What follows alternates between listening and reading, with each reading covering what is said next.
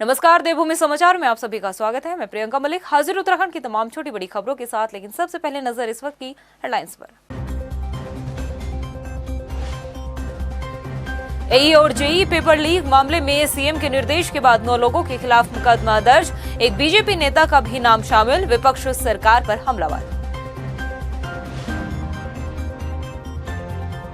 BJP चलाएगी budget प्रचार अभियान। आम बजट के बारे में 5 फरवरी से लोगों को दी जाएगी जानकारी। 4 सदस्य समिति का भी गठन। उत्तराखंड में कई जगहों पर पनप रहे जोशीमठ जैसे हालात। रेलवे लाइन निर्माण से नरेंद्र नगर विधानसभा में 14 मकानों में आई दरारें। पहाड़ों पर दिख रहा विकास का साइड इफेक्ट। और एसटीएफ के हत्थे चढ़ा फर्जी डॉक्टर्स के गिरोह का मास्टरमाइंड। अजमेर से हुई इमलाक खान की गिरफ्तारी। अब तक 100 से ज्यादा लोगों को दे चुका था बीएएमएस की फर्जी डिग्रियां। हेडलाइंस के बाद बुलेटिन की शुरुआत बड़ी खबर के साथ। भर्ती परीक्षाओं में धांधली को लेकर धामी सरकार एक्शन मोड में नजर आ रही है, जिसके चलते जेई और एई परीक्षा में धांधली की आशंका को देखते हुए मुख्यमंत्री पुष्कर सिंह धामी द्वारा दिए गए जांच के निर्देश के बाद अब एसटीएफ ने हरिद्वार में 9 लोगों के खिलाफ नामजद मुकदमा दर्ज कर लिया है। मुकदमा दर्ज होने पर मुख्यमंत्री पुष्कर सिंह धामी ने कहा कि परीक्षाओं में गड़बड़ी को लेकर सरकार का स्पष्ट रुख पहले दिन से ही दिखाई दे रहा था। उनका कहना है कि जिन पर भी परीक्षाओं में गड़बड़ी की जो आरोप लगे हैं उनकी जांच कराई जाएगी और दोषी लोगों के खिलाफ सख्त से सख्त कार्रवाई भी की जाएगी। सीएम धामी ने कहा कि जेई और एई की परीक्षाओं में गड़बड़ी की शिकायत मिली थी, जिसके बाद मुकदमा दर्ज कर लिया गया है और इस पूरे मामले में जो भी दोषी होगा उसे बख्शा नहीं जाएगा। परीक्षाओं में गड़बड़ी को लेकर, हमारे बेटे बेटियों के भविष्य को लेकर हमारी पहले दिन से ही इसमें हमारा मंशा, हमारा कार्य सभी स्पष्ट है कि कोई भी गड़बड़ी किसी भी परीक्षा में पाई जाएगी। और जो पुराना ये कैंसर लगा हुआ है, ये नासूर बना हुआ है, जब तक इसकी पूरी सफाई नहीं हो जाती तब तक हमने कहा है कि हम इस पर लगातार कार्रवाई करेंगे। और पिछले दिनों इसी क्रम में जेई और एई की जो भर्ती परीक्षा आयोजित हुई थी उस पर भी जो है कुछ शिकायतें मिली और हमने प्रारंभिक उसमें जांच करवाई। प्रारंभिक जांच में और इसमें गड़बड़ियों की पुष्टि हुई है और हमने कहा है कि इस पर जो पहले से हमारा स्टैंड है सख्त कार्रवाई हो। इस पर भी सख्त कार्रवाई होगी और जो भी दोषी हैं वो किसी कीमत पर बख्शे नहीं जाएंगे। और अब बात करते हैं इस वक्त की बड़ी खबर की। पेपर लीक प्रकरण से जुड़ी एक बड़ी खबर सामने आ रही है। जी हां, बताया जा रहा है कि एई और जेई पेपर लीक मामले में 9 लोगों के खिलाफ मुकदमा दर्ज कर लिया है और उन 9 लोगों में बीजेपी नेता का नाम भी शामिल है। जी हां, इस वक्त की बड़ी खबर हम आपको बता रहे हैं। पेपर लीक मामले में बीजेपी नेता का नाम भी शामिल आया है। बताया जा रहा है कि बीजेपी ने बीते दिनों उस नेता को मंडल अध्यक्ष की जिम्मेदारी भी सौंपी थी। उनका नाम संजय धारीवाल है और ये भी बताया जा रहा है कि सभी आरोपों को देखते हुए और विवादों को देखते हुए उनसे मंडल पद का जो जिम्मेदारी सौंपी गई थी उससे इस्तीफा भी ले लिया गया था। टिहरी गढ़वाल में कैबिनेट मंत्री सतपाल महाराज ने 11 विभागीय योजनाओं का शिलान्यास किया है। इसके साथ ही अधिकारियों के साथ बैठक भी की और टिहरी डैम से प्रभावित ग्रामीणों के साथ भी बैठक की। इसके साथ ही बताया जा रहा है कि टिहरी बांध पुनर्वास की बैठक आयोजित हुई, जिसमें विस्थापन, राहत पैकेज, मुआवजा समेत कई मुद्दों को लेकर चर्चा हुई और ग्रामीणों को हर तरह से जो उनकी मदद का आश्वासन भी कैबिनेट मंत्री सतपाल महाराज की तरफ से दिया गया है। दिए गए हैं कि इसका निराकरण किया जाए, इनकी समस्या का हल होना चाहिए। और मैंने भी पिछली सरकार में जो है केंद्र में जाकर के 252 करोड़ हम लाए थे और वो अब बंटना शुरू हुआ है। मेरा कहना यह है कि इसमें विलंब नहीं होना चाहिए और थोड़ी हमारे पास भूमि की समस्या है, तो इसलिए जो प्रतिकर है ये देने के लिए जो भी हम यहाँ पर विचार करेंगे तो मेरा कहना है कि उस पर सभी लोग सहमत हों और आम सहमति बनाई जा रही है। विधायकों को हमने बुलाया है, उनके भी सुझाव लिए जा रहे हैं। तो जो भी यहाँ पर समस्याएं हैं उनके निराकरण के लिए हम लोग बिल्कुल कटिबद्ध है। उत्तराखंड में भर्ती घोटाला मामले से न सिर्फ युवाओं का भविष्य अधर में लटका बल्कि सरकार और प्रशासन की किरकिरी भी हो रही है। मगर इन भर्ती घोटालों और पेपर लीक मामलों में बीजेपी नेताओं का नाम सामने आने से पार्टी को असहज भी होना पड़ रहा है और कुछ ऐसे ही हालात एक बार फिर से बीजेपी के सामने आ खड़े हुए हैं जब पेपर लीक मामलों में एक और बीजेपी के नेता का नाम सामने आया है, जिसके आने से खलबली मची हुई है और विपक्ष सरकार को आड़े हाथ ले रही है। ये रिपोर्ट देखिए। उत्तराखंड में भर्ती परीक्षाओं में धांधली के बाद हामी सरकार भले ही एक्शन मोड में नजर आई हो, दोषियों को सलाखों के पीछे भी भेजा, मगर अपनी ही पार्टी के नेताओं का हाथ भर्ती घोटाले और पेपर लीक में पाए जाने से बीजेपी को असहज होना पड़ रहा है और कुछ ऐसे ही हालात एक बार फिर से भाजपा के सामने आ खड़े हुए हैं जब एई और जेई पेपर लीक मामले में एक और बीजेपी के नेता का नाम सामने आया, जिसके आने से खलबली मची हुई है। बीजेपी ने हाल ही में संजय धारीवाल को मंगलौर हरिद्वार से मंडल अध्यक्ष की जिम्मेदारी सौंपी थी, मगर विवादों में आने के बाद पार्टी ने आनन फानन में पद से इस्तीफा भी ले लिया। दरअसल 2022 में एई और जेई के पदों के लिए भर्ती परीक्षा का आयोजन किया गया था। इस परीक्षा का रिजल्ट आउट हो चुका है और इंटरव्यू होने हैं, मगर इस पूरी प्रक्रिया के बीच इस परीक्षा में भी धांधली के आरोप लगे, जिसके बाद मुख्यमंत्री पुष्कर सिंह धामी ने जांच के आदेश दिए तो एसआईटी की जांच में आरोप सही पाए गए और 9 लोगों के खिलाफ नामजद मुकदमा दर्ज किया गया, जिसमें बीजेपी नेता संजय धारीवाल का नाम भी सामने आया। सूत्रों की माने तो ये बीजेपी नेता पिछले काफी समय से इस नेटवर्क से जुड़ा हुआ था। आपको बता दें कि पेपर लीक मामले में पहले भी भाजपा नेता का नाम सामने आ चुका है। उत्तरकाशी का बीजेपी नेता और जिला पंचायत सदस्य हाकम सिंह इन दिनों पेपर लीक मामले को लेकर ही जेल में बंद है। हाकम सिंह की त्रिवेंद्र सरकार में अच्छी पैठ थी। पेपर लीक मामले में अब बीजेपी नेता का नाम सामने आते ही एक बार फिर से कांग्रेस ने सरकार पर जमकर निशाना साधा है। राज्य में जो पेपर लीक का घोटाला हुआ है, इसके पीछे भारतीय जनता पार्टी के नेताओं का, सत्ताधारी दल के नेताओं का, और उसमें मंत्री भी हो सकते हैं और बड़े लोग भी हो सकते हैं, उनका हाथ है। ये बात इस बात से साबित हो रही है कि राज्य में एक के बाद एक भर्ती घोटाले के जो प्रमुख अभियुक्त हैं उनकी जमानत हो रही है। पैरवी नाम की कोई चीज नहीं हो रही है। दिखावे के लिए रोज छपता है कि मुख्यमंत्री बड़े नाराज हो गए, लेकिन मुख्यमंत्री जी की नाराजगी का किसी पर असर नहीं हो रहा है। कांग्रेस पार्टी फिर मांग कर रही है हाई कोर्ट के सिटिंग जज की निगरानी में सीबीआई की जांच इस मामले में होनी चाहिए। जिस तरह से भर्ती घोटालों में बीजेपी नेताओं का नाम सामने आ रहा है, ऐसे में पार्टी के लिए आने वाले दिनों में मुश्किलें खड़ी हो सकती है। सबसे बड़ी बात, सरकार के सामने विपक्ष के सवालों का जवाब देना मुश्किल हो सकता है। टाइम टीवी के लिए देहरादून से ब्यूरो रिपोर्ट। वहीं जेई और एई परीक्षा में गड़बड़ी की शिकायत को लेकर जहां 9 लोगों के खिलाफ मुकदमा दर्ज कर लिया गया है, तो वहीं अब बीजेपी के प्रदेश प्रवक्ता नवीन ठाकुर का कहना है कि मुख्यमंत्री पुष्कर सिंह धामी ने जिस तरीके से प्रतियोगिता परीक्षाओं में धांधली करने वालों के खिलाफ सख्त कार्रवाई की है, उससे प्रदेश की जनता को भी मुख्यमंत्री पर भरोसा हो गया है कि जो भी भर्ती परीक्षाओं में धांधली में लिप्त होगा उन पर कार्रवाई होगी और युवाओं के साथ न्याय होगा। देखिए, जो ये जड़ें कांग्रेस के शासनकाल से जमी हुई थी, उन जड़ों को खोदने का काम पुष्कर धामी कर रहे हैं और उनके साम्राज्य को खत्म करने का काम पुष्कर धामी कर रहे हैं। माननीय पुष्कर सिंह धामी जी ने ठाना है कि उत्तराखंड के प्रत्येक युवाओं को वो न्याय दिलाएंगे, उनको उनका वाजिब हक दिलाएंगे। अब कोई भी भूमाफिया, कोई भी नकल माफिया हमारे युवाओं का हक नहीं मार सकता, और कितना भी बड़ा माफिया हो उसकी जगह जेल की सलाखों के पीछे है। और अब बात करते हैं बजट की। बीजेपी अब उत्तराखंड में बजट की खूबियों को जनता तक पहुंचाने के लिए कार्यक्रम की शुरुआत करने जा रही है। इस कार्यक्रम को लेकर भाजपा ने समिति का गठन कर दिया है। पार्टी ने 4 सदस्य समिति का गठन किया है, जिसके संयोजक अनिल गोयल बनाए गए हैं। वहीं समिति के सदस्य सुरेश जोशी, विधायक शिव अरोड़ा, विनोद कंडारी भी है। भाजपा के प्रदेश के अध्यक्ष के साथ ही इस पूरे मामले में प्रदेश प्रवक्ता ने भी जानकारी दी है। आपको बता दें कि 5 फरवरी को केंद्रीय मंत्री रविशंकर प्रसाद उत्तराखंड दौरे पर आएंगे। इस दौरान वे बजट पर आयोजित सम्मेलन में संवाद कर जनता के सामने बजट की खूबियों को रखेंगे। 5 फरवरी से जारी भाजपा का बजट पर चर्चा कार्यक्रम 12 फरवरी तक चलेगा।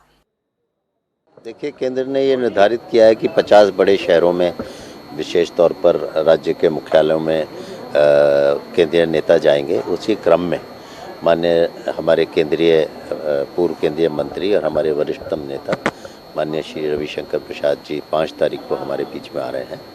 वे प्रेस आप लोगों से पत्रकार वार्ता के माध्यम से मुखातिब भी होंगे और उसके बाद एक प्रबुद्ध सम्मेलन में शामिल होंगे, अपनी बात कहेंगे। बजट से नो योर बजट के तहत जनता को जो ऐसे साथी बैठे होंगे उनको बजट की खूबियों के बारे में बताएंगे।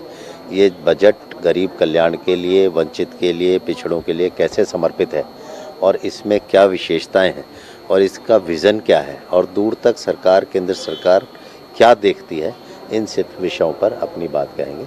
उत्तराखंड की धामी सरकार ने जहां एक तरफ प्रदेश में महिलाओं को 30% आरक्षण दिए जाने पर मुहर लगा दी है, तो वहीं दूसरी तरफ भाजपा के नेता रविंद्र जुगरान का आरोप है कि लोक सेवा आयोग पिछले साल आयोजित हुई पीसीएस परीक्षा में शामिल उत्तराखंड की महिलाओं को आरक्षण का लाभ देने से इनकार कर रहा है, जो कि उत्तराखंड की महिलाओं के साथ अन्याय है।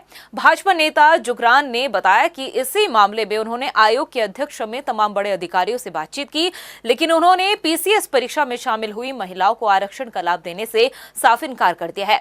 रविंद्र जुगरान ने इस मामले में अब कार्मिक सचिव से मुलाकात की है और मामले में समाधान की मांग की है।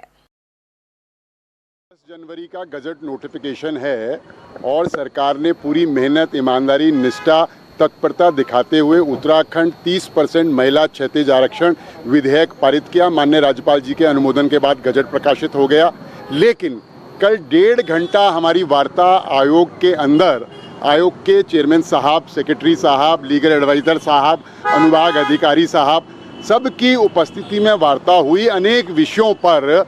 लेकिन वो अनभिज्ञता जता रहे हैं कि हमें तो मालूम ही नहीं है कि ये कानून लागू है, हमें तो जानकारी ही नहीं है। उनके हिसाब से ये सब जुडिस डे मैटर सुप्रीम कोर्ट में। हमने कहा किसी भी कोर्ट में मैटर सब जुडिस हो, कोई आदेश तो नहीं हुआ। कानून तो गवर्नमेंट ने बना दिया है, कानून लागू हो गया है, वो भी रेट्रोस्पेक्टिव प्रभाव से, यानी कि पूर्वगामी उससे। वहीं हल्द्वानी में कांग्रेस की हाथ से हाथ जोड़ो यात्रा को लेकर बैठक आयोजित की गई, जिसमें नेता प्रतिपक्ष यशपाल आर्य के साथ विधायक सुमित हृदयेश और कई कांग्रेसी नेता के साथ ही जिले के पदाधिकारी और बूथ मंडल अध्यक्ष भी शामिल हुए। कांग्रेसियों ने अभियान से जुड़ी इस बैठक में फोकस किया कि कैसे हर घर संपर्क किया जाए और डबल इंजन सरकार की नाकामियों को जनता तक कैसे पहुंचाया जाए। बैठक में शामिल हुए नेता प्रतिपक्ष यशपाल आर्य ने बताया कि कांग्रेस कार्यकर्ता हर घर जाकर लोगों को कांग्रेस राष्ट्रीय अध्यक्ष मल्लिकार्जुन खड़गे के साथ ही राहुल गांधी के लिए गए जो लेटर है वो जनता को देंगे। आपको बता दें कि कांग्रेस इस यात्रा के जरिए कांग्रेसी इस साल के आखिरी में होने वाले निकाय और 2024 में होने वाले लोकसभा चुनाव के लेकर रणनीति तैयार कर रही है। हाथ से हाथ जोड़ो यात्रा की 26 जनवरी से शुरुआत भी हो चुकी है और निश्चित रूप से स्पष्ट उद्देश्य है, मकसद है कि जिस तरह से देश का वातावरण बन चुका है, जिस तरह का माहौल है, घृणा और नफरत के बीज बोए जा रहे हैं, देश को बांटा जा रहा है, देश को खंडित करने की कोशिश की जा रही है, सांप्रदायिक सद्भाव को बिगाड़ा जा रहा है, युवाओं के हाथों में रोजगार नहीं है, महंगाई चरम सीमा पर है। तमाम विषयों को लेकर हमने और हमारी कांग्रेस ने निर्णय लिया है कि 26 जनवरी से हाथ जोड़ो।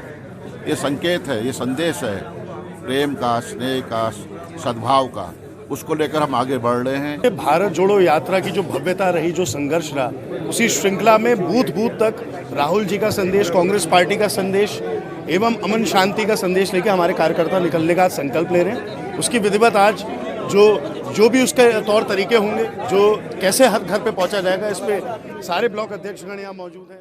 कांग्रेस नेता राहुल गांधी की भारत जोड़ो यात्रा में शामिल हुए लोगों को कांग्रेस अब सम्मानित भी करेंगे। जी हां, कांग्रेस के नेता सूर्यकांत धस्माना ने बताया कि राहुल गांधी के नेतृत्व में उत्तराखंड के जिन युवाओं ने कश्मीर से कन्याकुमारी तक 4000 किलोमीटर की पैदल यात्रा कर 136 दिनों का योगदान भारत जोड़ो यात्रा में दिया था, उन लोगों को कांग्रेस प्रदेश कार्यालय में सम्मानित किया जाएगा।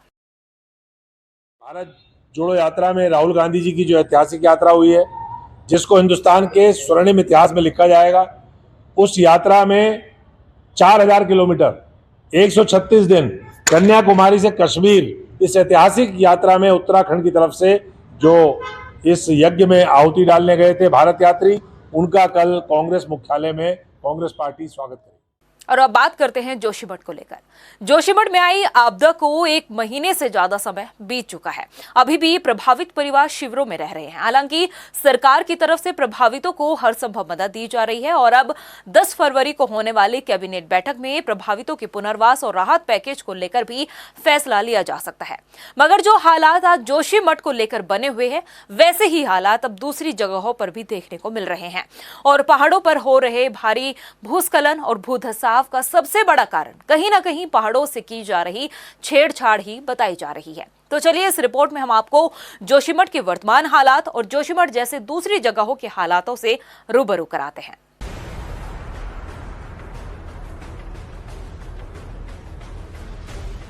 जोशीमठ में आपदा के 1 महीने बाद भी प्रभावित परिवार राहत शिविरों में रह रहे हैं।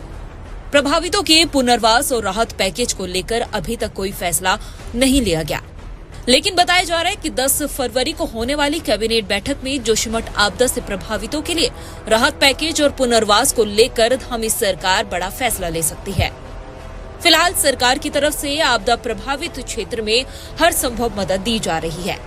करीब 235 प्रभावित परिवारों को राहत सहायता के रूप में 3 करोड़ 50 लाख रुपए दिए जा चुके हैं, मगर लोगों की निगाहें उनके पुनर्वास के फैसले पर टिकी है। जोशीमठ में भूधसाव के बाद मकानों में जो दरारें आ रही थी वो बंद हो चुकी है, लेकिन जोशीमठ का मारवाड़ी क्षेत्र चिंता का विषय बना हुआ है।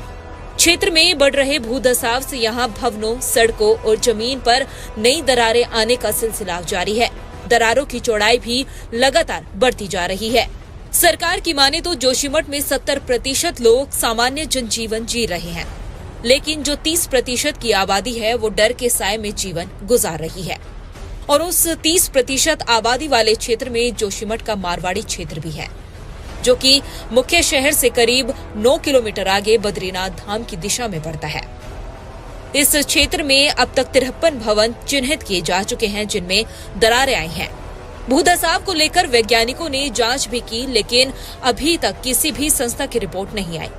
आपदा प्रभावितों के साथ ही नगर के सभी लोगों की निगाहें वैज्ञानिकों की रिपोर्ट पर टिकी हुई है, लेकिन शुरुआती हालात देख जमीन धंसने की घटनाओं के पीछे का कारण परियोजनाओं पर चल रहा काम ही बताया गया, जिसके बाद उत्तराखंड सरकार ने तपोवन विष्णुगाड जल विद्युत परियोजना और हिलोंग मारवाड़ी बाईपास रोड सहित पूरे जोशीमठ क्षेत्र में सभी निर्माण गतिविधियों पर रोक लगा दी। लेकिन उत्तराखंड राज्य का ये कोई सिर्फ एक ही शहर नहीं है जहां भूधसाव जैसे हालात पैदा हुए हो, बल्कि पहाड़ों के साथ हो रही छेड़छाड़ के कारण कई दूसरी जगहों पर भी मकानों में दरारें आ रही है। टिहरी के नरेंद्र नगर विधानसभा के बल्दिया खान गांव में 14 परिवारों के मकानों में दरारें आ चुकी है, जिसकी वजह ग्रामीण ऋषिकेश कणप्रयाग रेलवे लाइन निर्माण ही बता रहे हैं। तस्वीरों में आप देख सकते हैं कि मकानों में किस तरह से दरारें पड़ी हुई है। डर के साए में जीने को मजबूर स्थानीय लोगों की जुबानी हम आपको सुनाते हैं। बाहर भागना पड़ता है। लाइट की इतनी दिक्कत है कि कल से हमारे यहाँ कल रात से लाइट नहीं है। यहाँ बाघ का खतरा अलग बना हुआ, अगर रात को बाहर आ जाएगा तो उसको गुलदार उठा के ले जाएगा। सारे चौक मकान बिल्कुल हमारे जर्जर हो रखे हैं, खत्म हो रखे हैं। मकानों की दरारें आए दिन 1 छोड़ के 10 बढ़ रही हैं। रोज यही दिक्कत हो रही है। बहुत परेशानियाँ हम लोगों को। हम बिल्कुल ऐसे हो रखे हैं कि ना घर के ना घाट के। मकान टूटेंगे तो कहाँ जाएंगे हम लोग। आरबीएनएल का काम चल रहा है, उसमें हमने आज तक कोई भी रुकावट नहीं डाली है और अभी हमें दिक्कत हो रही है। काफ़ी 2-3 महीने से बहुत ज़्यादा ब्लास्टिंग हो रही है और काफ़ी दरारें आ रहे हैं। जो 14 परिवार रहते हैं सबके मकान इस तरीके से हो रहे हैं कि कल को अगर भूकंप आएगा तो कभी भी कोई भी मकान गिर सकता है। और हम इसमें सरकार से भी नाराज है कि कोई भी यहाँ पे सरकारी अधिकारी कोई भी देखने नहीं आया आज तक। विकास करना सही बात है, लेकिन उस विकास के साइड इफेक्ट्स भी हमें देखने पड़ते हैं, ताकि आगे विकास को लेकर किसी भी तरह की कोई परेशानी ना हो। पहाड़ों पर विकास के नाम पर सुरंग खोदी जा रही है, विद्युत परियोजनाओं पर काम हो रहा है, डैम बनाए जा रहे हैं, मगर पहाड़ों पर परियोजनाओं से हो रहे भारी नुकसान की तरफ किसी का ध्यान नहीं, जिसका खामियाजा आम जनता को ही भुगतना पड़ रहा है।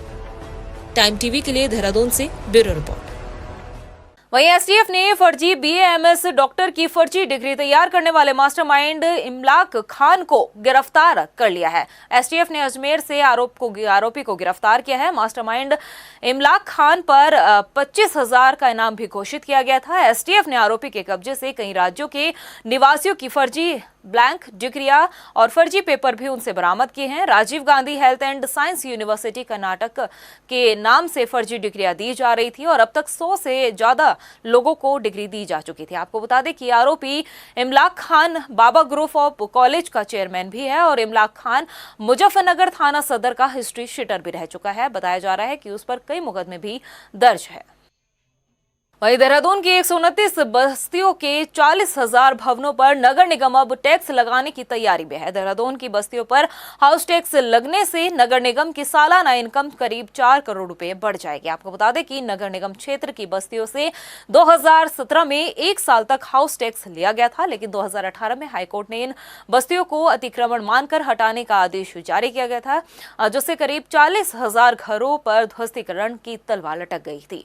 लेकिन अब राहत की बात यह है कि इन बस्तियों को धामी सरकार ने 3 साल का अध्यादेश लाकर राहत दे दी है। बोर्ड बैठक में इस संबंध में चर्चा हुई है, उसको प्रकरण को हम लोग एग्जामिन कर रहे हैं और एग्जामिन करके उसकी पूरी डिटेल रिपोर्ट जो है तैयार करके प्रस्तुत करी जाएगी और उस पर तभी एक डिसीजन हो पाएगा कि इसका क्या प्रोसीजर हम लोग फॉलो कर सकते हैं। वहीं हल्द्वानी में अवैध निर्माण पर प्राधिकरण ने बड़ी कार्रवाई करते हुए शिवालिक विहार में छापेमारी की है। सिटी मजिस्ट्रेट ऋचा सिंह ने शिवालिक विहार में छापेमारी करते हुए बिना परमिशन से खोदे जा रहे बेसमेंट में खनन करते हुए रंगे हाथ पकड़े हैं, जहां जेसीबी से बेसमेंट की खुदाई की जा रही थी। मौके पर पहुंची सिटी मजिस्ट्रेट ऋचा सिंह ने तत्काल काम रुकवाकर खनन विभाग की टीम को मौके पर भी बुलाया। बताया जा रहा है कि आवासीय नक्शा पास करके कमर्शियल निर्माण किया जा रहा था, जिस पर यह कार्रवाई की गई है। तो इसी में एक शिकायत आई थी ये दमड़डुंगा के पास कि बेसमेंट को खोदा जा रहा है। तो जब मौके पे उसमें मैंने इंस्पेक्शन किया है तो उनका आवासीय नक्शा पास है और अभी प्राधिकरण की तरफ से नक्शे को लेकर कोई उन पर कार्रवाई नहीं है, लेकिन जो उन्होंने बेसमेंट खोदा है यदि वो चाहें तो उसको पास करा सकते थे।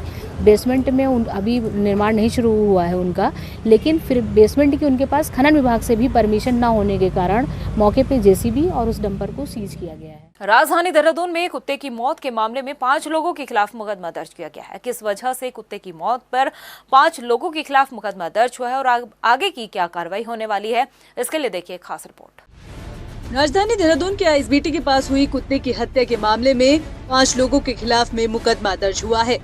जिन लोगों पर मुकदमा दर्ज किया गया है उन पर आरोप है कि उन्होंने आईएसबीटी परिसर के पास कुत्ते की बेरहमी से हत्या कर हत्या के सबूत को मिटाने की नियत से शव को वहीं दफना दिया। कुत्ते की हत्या और शव को दफनाए जाने की सूचना जैसे ही पशु प्रेमी राजकुमार सूरी को मिली तो उन्होंने इसकी शिकायत पुलिस से की। पुलिस में शिकायत करने के बाद साक्ष्य भी पेश किए गए। साथ ही दफनाए गए कुत्ते के शव को पोस्टमार्टम के लिए बाहर भी निकाला गया, जिसके बाद शव को पोस्टमार्टम के लिए भेजा गया। पोस्टमार्टम रिपोर्ट आने के बाद इस मामले में आरोपियों के खिलाफ धाराएं बढ़ाई जाएगी। रिपोर्ट दर्ज कराए जाने पर सूरी ने बताया कि उन्हें इस मामले में पुलिस का पूरा सहयोग मिला है। मुकदमा 104-129 आईपीसी में है, जिसमें 5 साल की सजा है और एक युवा पशु क्रूरता अधिनियम की 11 की 1860 उसमें भी ये कायम है। 2 में कायम हुआ है मुकदमा। ये तो विवेचना का विषय है, अगर विवेचना में और साक्ष्य मिलेंगे तो धारा बढ़ भी सकती है, क्योंकि इसमें 201 भी लगती है। साक्ष्य मिटाने की नियत से उन्होंने दफना भी दिया कुत्ते को, तो ये धारा लगती है। बाकी इसमें यह है कि पिछले कई वर्ष से मैं इसी क्षेत्र में काम कर रहा हूँ। ये पहली दफा नहीं है जब राजकुमार सूरी ने पशु हत्या पर मुकदमा दर्ज कराया हो। इससे पहले भी वे कुत्ते की हत्या के मामले में कुछ लोगों को सजा दिलवा चुके हैं। इस रिपोर्ट के दर्ज होने के बाद उन्हें उम्मीद है कि इस बेजुबान को भी जरूर इंसाफ मिलेगा। देहरादून से मनीष डंगवाल की रिपोर्ट। वहीं टनकपुर शारदा खनन क्षेत्र में खनन शुरू करने को लेकर एसडीएम सुंदर सिंह ने तहसील सभागार में शारदा खनन व्यापारी और स्टोन क्रैशर मालिकों के साथ बैठक की है। इस बैठक में खनन व्यापारियों और स्टोन क्रैशर मालिकों के बीच आरबीएम की कीमतों को तय करने के लिए भी जो विरोध हो रहा था उस समझौते से उसे सुलझा लिया गया है। एसडीएम टनकपुर सुंदर सिंह ने बताया कि आपसी सहमति से आरबीएम की कीमत 58 रुपए तय की गई है। साथ ही हर 15 दिन में मूल्यों का रिव्यू भी किया जाएगा। में शारदा ट्रक एसोसिएशन और जो यहाँ के स्टूडेंट क्रशर्स के जो स्वामी इनके मध्य जो है रेट को लेकर कुछ इशू थे, जिसमें पत्थर और आरबीएम को लेकर तो तय हुआ कि 58 रुपया इनके आपस में तय हुआ है। और ये भी जो है समझौता हुआ इनके बीच में कि हर 15 दिन में जो है इसका रिव्यू किया जाएगा रेट के रिगार्डिंग। चंपावत में किसानों की समस्याओं के समाधान के लिए बैठक हुई है, जिसमें जिलाधिकारी, कृषि विभाग से जुड़े अधिकारी और किसान शामिल हुए। किसानों के हित में आयोजित इस बैठक में मंथन हुआ कि कैसे कृषि उद्यान, पशुपालक, सिंचाई, दुग्ध, मत्स्य और ग्राम्य विकास के साथ ही कृषि विज्ञान केंद्र से जानकारी जो योजनाओं को लेकर है, उनकी जो जानकारी है वो किसानों तक कैसे पहुंचाई जा सके। इसके साथ ही बैठक में शामिल हुए जिलाधिकारी नरेंद्र सिंह भंडारी ने बताया कि इस बैठक में इस पर भी फोकस किया गया है कि कैसे किसानों और विभागीय अधिकारियों के बीच में सामंजस्य बनाया जा सके। जो एग्रीकल्चर एंड लाइट डिपार्टमेंट है, हॉर्टिकल्चर है, सिंचाई है, फॉरेस्ट है, रूरल डेवलपमेंट है, दुग्ध संघ है, हमारा मत्स्य है, मौन पालन, सभी चीज़ों पे चर्चा हुई। करीब 3 घंटे हमने चर्चा की और इसमें डिपार्टमेंट्स और किसानों के बीच में सामंजस्य बनाना और जो हमारी स्कीम्स हैं वो कैसे बेटर हो सकें। जैसे अगर पॉली हाउस लगते हैं तो उनकी ट्रेनिंग सभी की मतलब एक शेड्यूल बना के ट्रेनिंग कराना। बहुत जगह कृषि होती थी लेकिन सिंचाई कम होने की वजह से बारिश में जो परिवर्तन हो रहा है छोड़ दी गई है, तो सिंचाई का ड्राफ्ट प्लान बनाना जनपद का, जिससे ये जो मॉडल चंपावत है तो मॉडल चंपावत एग्रीकल्चर, क्योंकि हमारी आधी जनसंख्या लगभग आधी से भी ज़्यादा एग्रीकल्चर में रहती है, उस पर निर्भर रहती है। वहीं कुमाऊं के एमबीपीजी महाविद्यालय में हाई वोल्टेज ड्रामा देखने को मिला है, जहां छात्र संघ अध्यक्ष रश्मि लमगड़िया एबीवीपी के जिला सम्मेलन के विरोध में छत पर चढ़ गई और घंटों छत पर ही बैठी रही। इस दौरान रश्मि को समझाने की कोशिश भी की गई, लेकिन उसने एक न सुनी। वोल्टेज ड्रामे को सिटी मजिस्ट्रेट एसपी सिटी के साथ पुलिस ने शांत कराने की कोशिश की। और प्रदेश की खबरों में इतना ही, फिर हाजिर होंगे कुछ खास खबरों के साथ। तब तक के लिए मुझे दे इजाजत, नमस्कार। एई और जेई पेपर लीक मामले में सीएम के निर्देश के बाद 9 लोगों के खिलाफ मुकदमा दर्ज। एक बीजेपी नेता का भी नाम शामिल। विपक्ष सरकार पर हमलावर। बीजेपी चलाएगी बजट प्रचार अभियान। आम बजट के बारे में 5 फरवरी से लोगों को दी जाएगी जानकारी। 4 सदस्य समिति का भी गठन। उत्तराखंड में कई जगहों पर पनप रहे जोशीमठ जैसे हालात। रेलवे लाइन निर्माण से नरेंद्र नगर विधानसभा में 14 मकानों में आई दरारें। पहाड़ों पर दिख रहा विकास का साइड इफेक्ट।